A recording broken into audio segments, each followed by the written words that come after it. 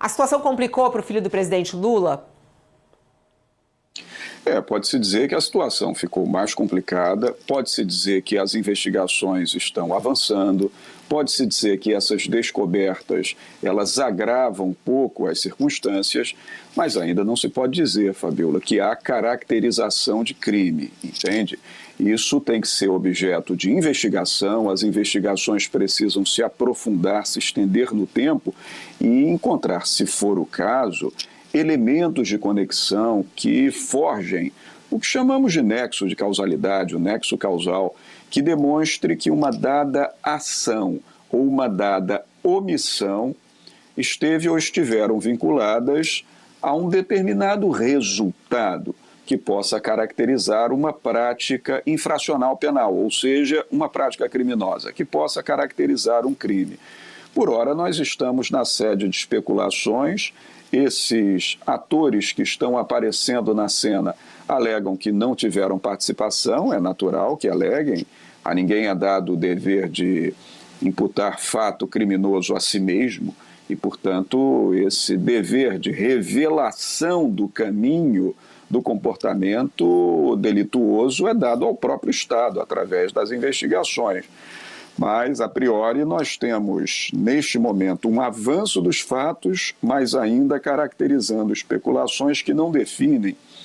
qualquer daqueles crimes previstos no capítulo do Código Penal brasileiro dedicado aos delitos contra a administração pública, entende, Fabiola? Agora, essa é a análise estritamente jurídica. Para encerrar, do ponto de vista político, aí você, Sakamoto, Josias analisam muito bem, do ponto de vista político, claro que isso traz implicações, mas juridicamente não temos ainda um caminho completo para caracterizar a prática do crime. Doutor Gustavo, bom dia. Quando o senhor está falando dessa cadeia que está faltando esse elo,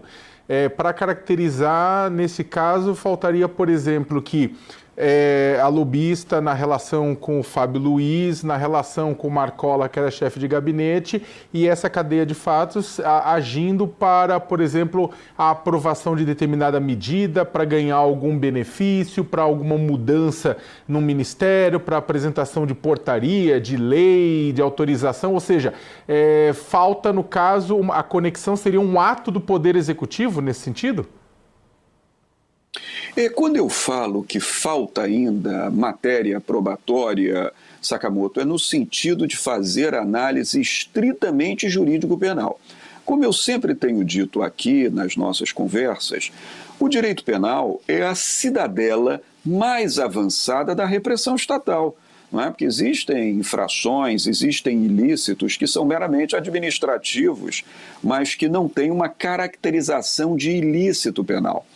E como o direito penal é a cidadela mais avançada da repressão estatal, é absolutamente compreensível, numa ordem constitucional democrática como a nossa, que a caracterização do crime passe por todas as etapas de uma investigação competente para se chegar a um resultado competente que leve o Ministério Público, por exemplo, ao oferecimento de uma denúncia, que é a peça inicial da ação penal pública, para levar-se ao Poder Judiciário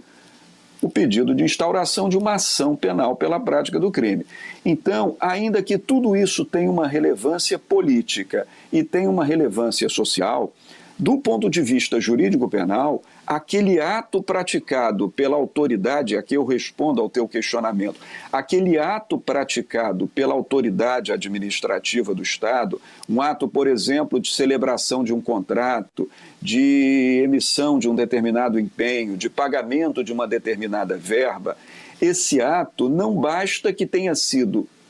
tomado para caracterizar a prática criminosa.